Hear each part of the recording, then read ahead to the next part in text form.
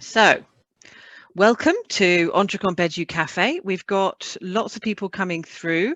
I'm Ellen McCallum. I'm from Bantley Education. I'm part of the training team with entrecompedu. You're all here because you are participants or valued colleagues in entrecompedu, and or even future speakers, I also spot. Let me introduce our speaker today. Our speaker today is Stacey Young. She's an educational specialist. She's been a policymaker. She's been an educator and also worked on a number of different educational initiatives and is based in Canada. But I think, Stacey, you can tell us a little bit more about yourself, perhaps, while we wait for a few more people to join. Julie, hi there from Wallonia in Belgium. Lovely to see you. So over to you, Stacey, just to introduce yourself while everybody joins us and gets ready. Hi, as Ellen said, my name is Stacey Young. I'm in Toronto, though I do wish I was in Madrid very, very much, because I remember lots of sun being there and good temperatures. But anyway, we'll get there. I'm here because I actually reached out to Bentony a few years ago when I was working at the Learning Partnership, which is a Canadian charity based in Toronto that designs entrepreneurial and invention programming for teachers to deliver in classrooms across the country. And so it was my job to dream up new and wacky and innovative ways to assess the students who took our programs. So over the course of the last year and a half, I've done a few things with Ellen, and now I'm a consultant working with a variety of Canadian funders, really, to help in the organization of or the development of strategic initiatives in the education and training sector. Right now, I'm doing a lot of work on with organizations who are upskilling and reskilling current people currently located in the labor market, and all sorts of COVID recovery strategies. But in the past, yes, as Ellen said, I was in government, a number of charities, and have spent most of my time on the research and evaluation piece, but lots of program development as well in government. That's it. And we managed to persuade Stacey to share her insights, her experience on involving stakeholder assessment through the course. And now she's here to give us a bit more of a flavour of that, and to perhaps, explore a bit of interactive activities around that. So without further ado, I'll hand over to Stacey to take us through today's presentation and workshop. Thank you, Ellen. So what we're going to talk about today specifically, I know Hazel covered gave a broad overview of assessment and the importance of assessment literacy in entrepreneurial programming a couple of weeks ago. And I know that you may all have had viewed the part of Module 4, which is a video that we did, that I did with Ellen on, again, the assessment exercise, and a part of which was devoted to the notion of the importance of bringing stakeholders into the process of assessment. And so we're going to talk a little bit today, briefly, on the who, where, how, what, and why of the importance of stakeholders in the assessment process. But of course, the why really is the starting point. So we thought that we would kick you all into groups and have you all introduce yourselves and get to know one another, and also be prepared to bring about 2 points back to the larger group on why you think, what you think the benefits are of involving stakeholders in the process of learner assessment. So Ellen, could you do that kicking? I absolutely could. Right, so I'm creating the breakout rooms now. And so group 1, do we have a spokesperson for group 1 who would like to share their ideas? Group 1's points. Great, thanks. Okay, yes, we had lots of points. the most striking, I think, were the new insights that you can get from the industrial workplace perspective, and how interesting it is when external stakeholders hear different things in an assessment and look for different things. That can teach us a lot about the differences and transitions between those two contexts. And we thought that their engagement adds authenticity and credibility and up-to-date relevance. Great, thank you, Hazel. Group 2, do we have a spokesperson? Is it me? I didn't get it, Ellen. Yes, I mean, I think we were in a different group to Hazel. So go ahead, Oliver. How did your group gather their perspectives on this topic? Good. I take the notes from our group discussion, and these are the following. First, integrating an external assessor will help to get information how to improve the education in the school, and further, the assessor can provide information about what kind of impact in the society, in the world outside school, has been achieved. Further, the integration of an external assessor would help to establish a dialogue between the educational institution and the outside organizations. Sometimes the discussions and the dialogues are too much focused on a strictly teacher or educator group. And so it is very positive to hear different voices when having someone from external aboard. And further, to conclude this, the integration of an external assessor would establish a real-world extension for the overall entrepreneurial learning. That's a summary from our group discussion. That's Oliver, that's great. And I would love to later pick up on this idea of this assessment exercise involving partners being a place where there is more dialogue between two sectors, at least in my country, that there used to be a very big, tall stone wall between them, that the worlds of business and education didn't really have a neutral place to interact and to talk. And in fact, there were lots of rules and regulations and procedures that kept that wall in place. So I love that idea of that possibility. So group 3, do we have a spokesperson? Oh, is it Vizam? Were you in the middle Pamela, group? would you like to summarize what we discussed? I see Pamela and who's from my group. For me, no problem. If you want with some, no problem. Go on. Okay.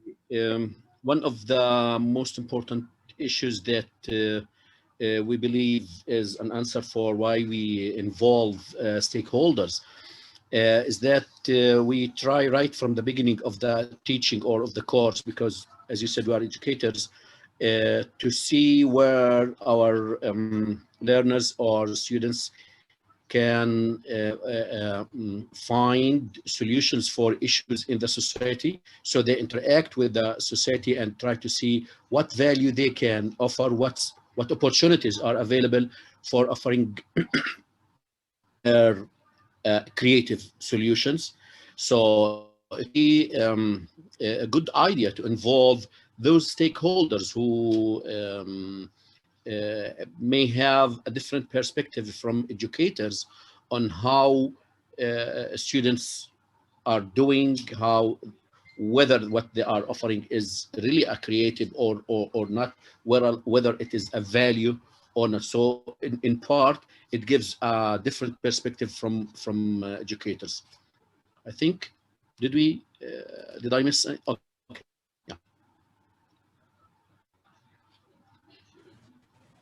Awesome, thank you. I've written it all down, and we'll steal all these ideas for future endeavors. Okay, so let's turn to the to my little brief presentation, and I want to invite people to throw questions in the chat at any point, and I will try to incorporate them, address them. Yeah, we're good on the first slide, Ellen. So no, go back. We're good. Yes, perfect. Thank you. Ellen is helping me with my internet stability issues, so she's controlling my presentation right now.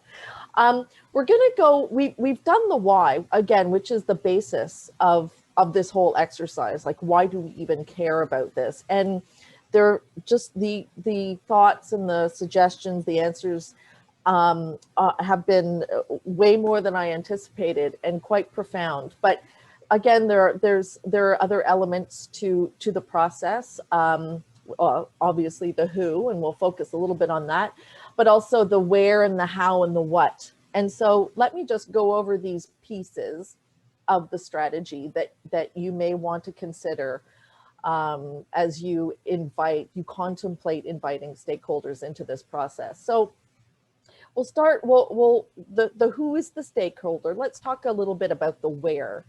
So that is, I don't want to suggest we all have to have these events in a lovely Greek temple, but what I wanted to capture there was some space available outside of the classroom. Like, getting kids outside the classroom for this exercise is kind of priority, although it's not a necessity. So you may want to consider local companies, local enterprises that have space, but also other public spaces like museums and schools, high schools with more space, with universities and colleges, local educational institutions that would may be able to accommodate several of your classrooms if you want to organize sort of like a regional event. So you have the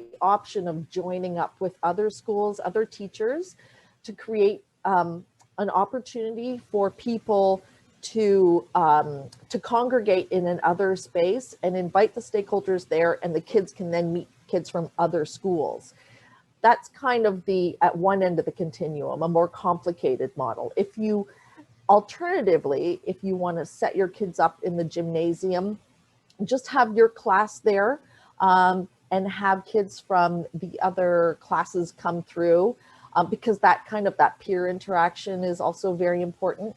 You could hold such an event in your school down the hallway and invite people in. Now, one of the benefits from leaving the school is kind of related to the challenges with bringing people inside a school. So in my jurisdiction in Ontario, there are lots of rules about who can come into a school.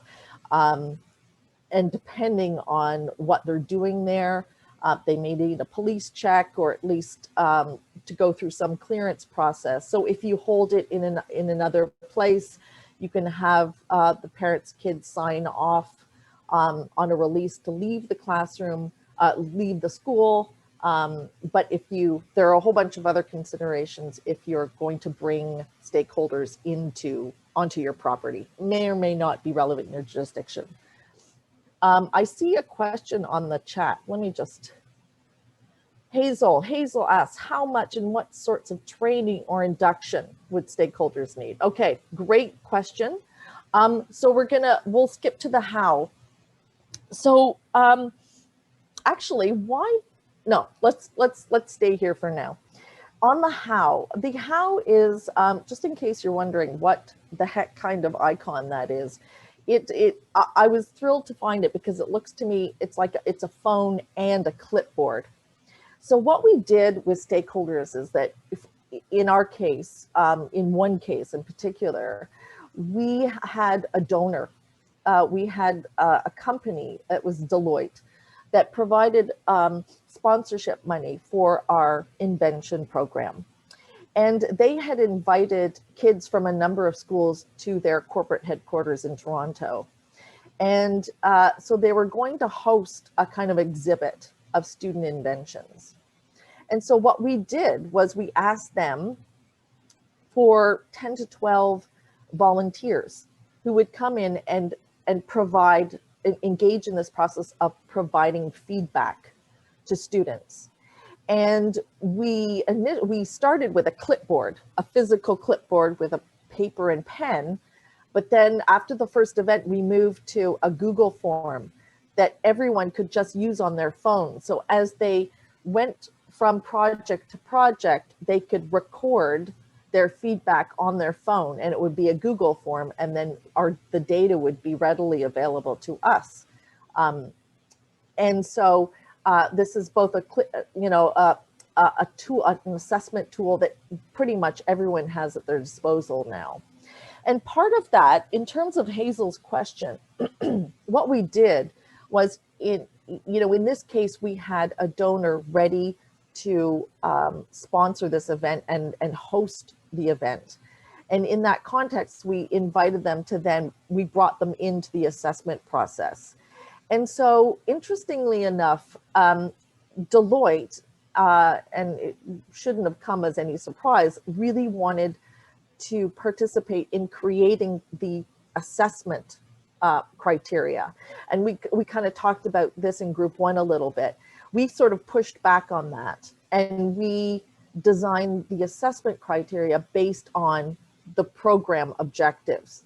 Okay, so what we had to do with Deloitte is we worked with them a little bit to help them understand the purpose of the program. Because what you don't want to do to learners is assess them or test them on something that wasn't part of the program scope. You don't want this to come as a surprise. So we designed a rubric for them, for all programming. And we kind of brought them into the process. We had a conference call with them. We took them through the process. We gave them sort of some strategies to how to engage kids, because not all of them work or hang around with kids. So you've got to also help your assessors feel comfortable talking to the learners, talking to the kids. In this case, they were 12 and 13-year-olds. So fairly social, but still, you want to give them some tips. And in terms of the what, a lot of you who have been through the module 4 would have seen, yes, I can display the rubric. Ellen, do you want to flip to the rubric? Slide 4. So this will have been translated as part of your materials, I believe. And so I'm not going to go through it word for word, but I'll just characterize it for you. We provided in the far left column, we gave the assessors some guiding questions. So the first thing that we wanted to hear from the students was their elevator pitch. That was part of the program. And so we just suggested to the assessors that, they just asked them casually, you have an elevator pitch, can I hear it? And so we gave, in the form of a kind of standard rubric, we gave the elements of the elements of the pitch in the right-hand column, and then gave some guidance about how to assess it, how to rate the elevator pitch in the following 3 columns. The next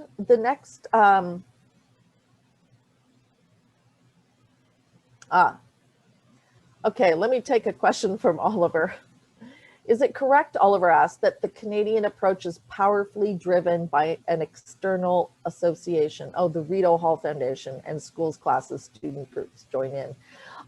Yeah, that's actually an interesting question. The Rideau Hall Foundation is a Canadian charity that promotes innovation and innovation-related activities across the age spectrum. Lots of activities in the education spectrum, but I would say that it's actually quite the opposite, that as I mentioned before, there's, you know, a fairly considerable barrier erected very intentionally between business and education.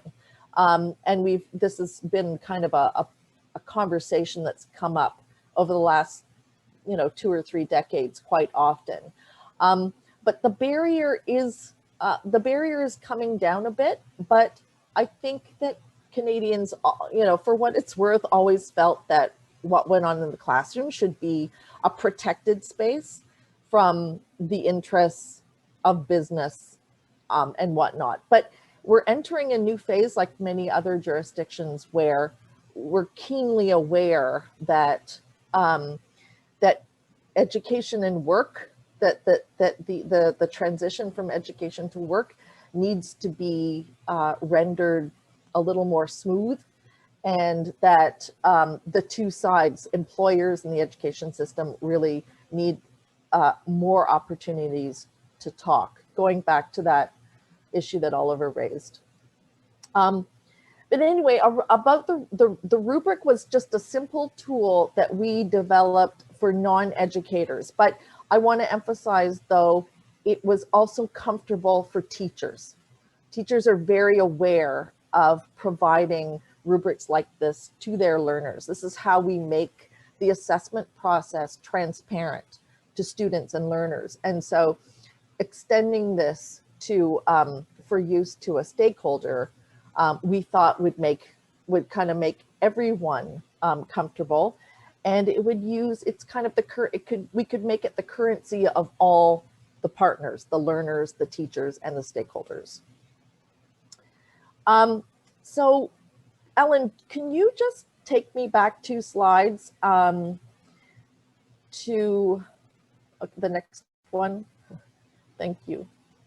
The next, okay, perfect. Okay, oh, no. This one, yes. It would help if I numbered my slides. I realize that. It's too late now. I just want to take you really quickly through this case study, and I've referred to it a few times already, but we were in this situation where we had received a lot of financial support from Deloitte Canada for one of our invention programs.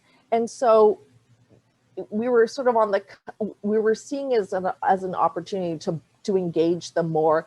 And frankly, we were seeing this as an opportunity to secure their future support, because bringing representatives of the donors to the students, we thought would create great impact, or demonstrate great impact.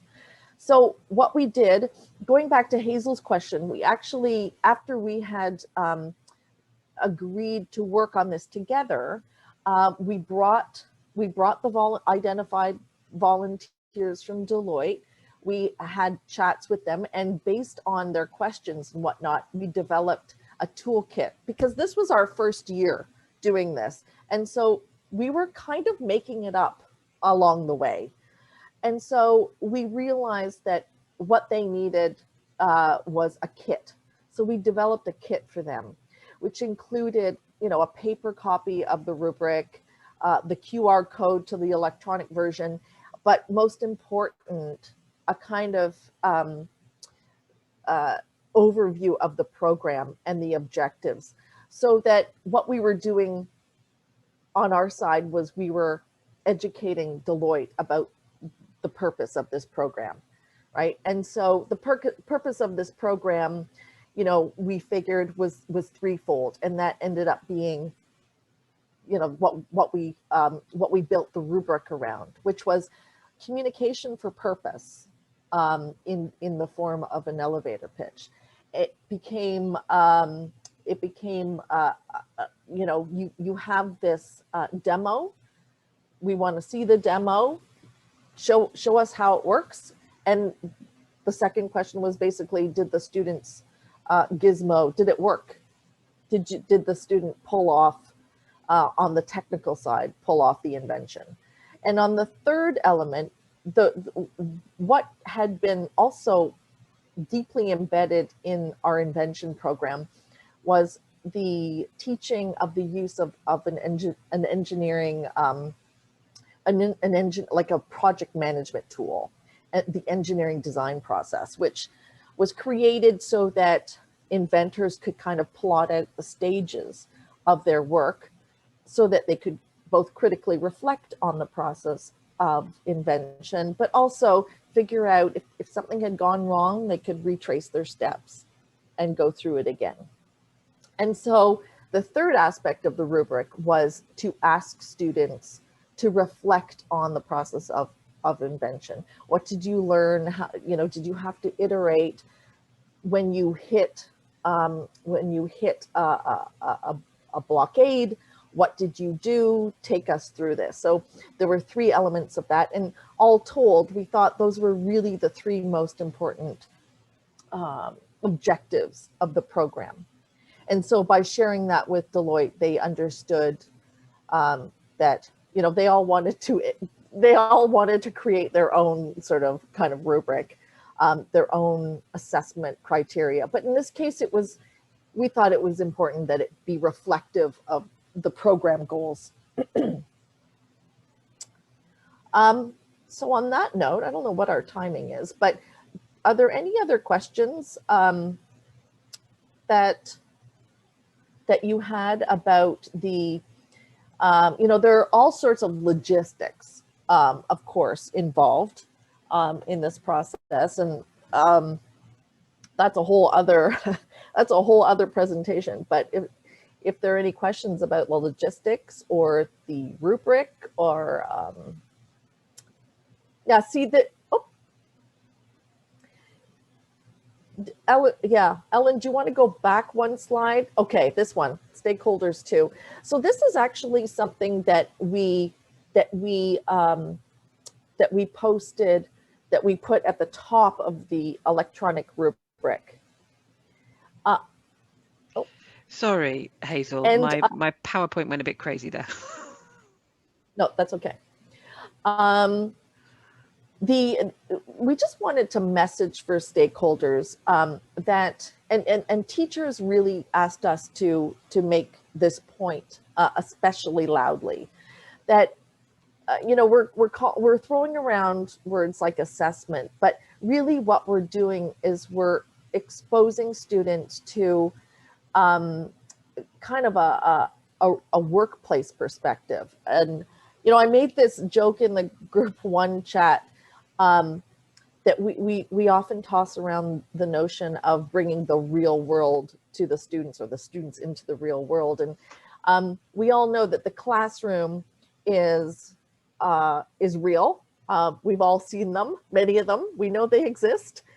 They're very real. So it's not so much a real world perspective, it's the perspective, the employer perspective, if you will. So having said that, we put this at the top of the rubric, and we said, listen, this tool is intended to evoke a structured conversation. So it's just to provide some guidance. Here are some guiding principles. You know, send the students home feeling accomplished. Okay, this is not a test or an exam. There's no judging and no failure. We're not ranking people. It's not the university league tables. Feedback captured through the tool should be shared with students in real time. So what the volunteer records on the rubric is what the volunteer should share with the student, and celebrate the uniqueness of each project and suggest areas for improvement. And of course, have fun. So that was kind of, you know, our grand statement. And I'm gonna just go to the chat, the chat room for a second. Oops. Yeah, I've stopped sharing because we're reaching the end of our time now, and it's been really interesting. Yes. And perhaps we can move to a few of the questions in the chat. We've got a question from Ed. How much time went into agreeing the scoring criteria and how to score reliably across raters within the Deloitte team? Okay.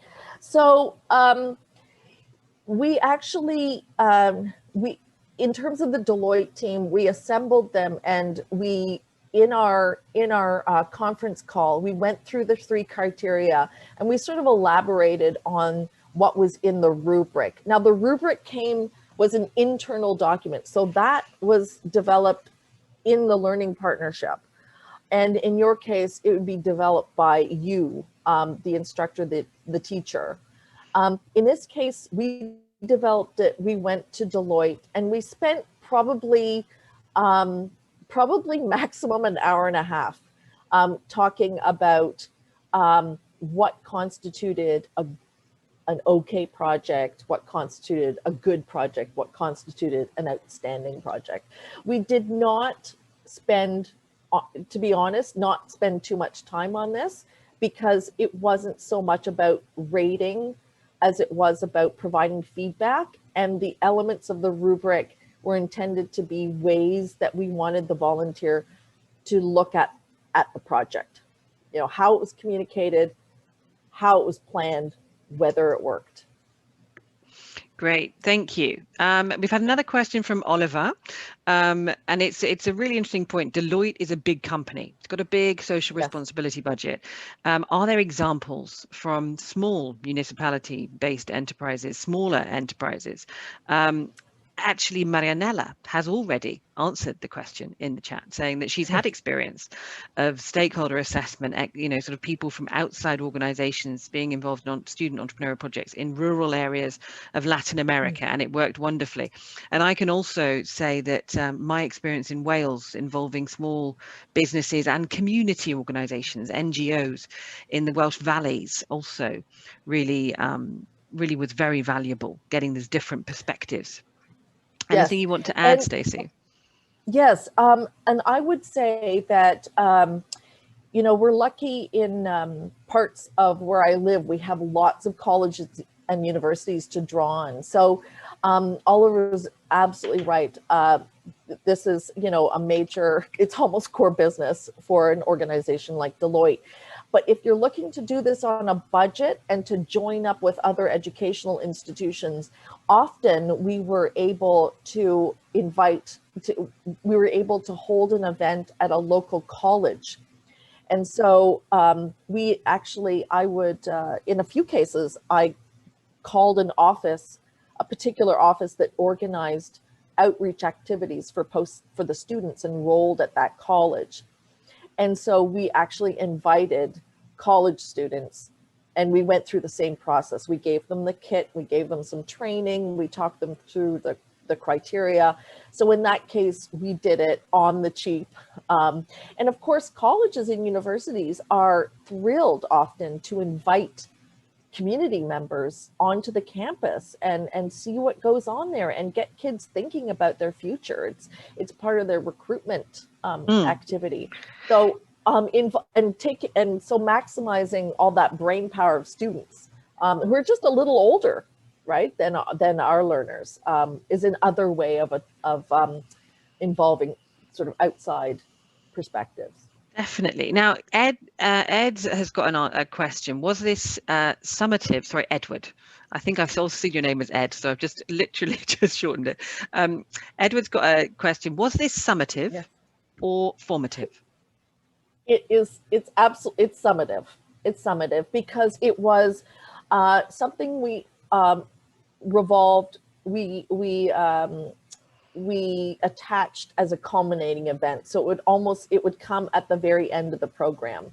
And the wonderful thing about our capacity now through digitally and otherwise to document learning is that we also heard from the student. We designed one of our questions to ask students to reflect on the process of learning.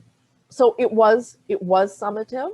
And we were playing around with doing this in the middle of a program, in the middle, but we didn't get that far in terms of the pandemic shut down all of our assessment plans. But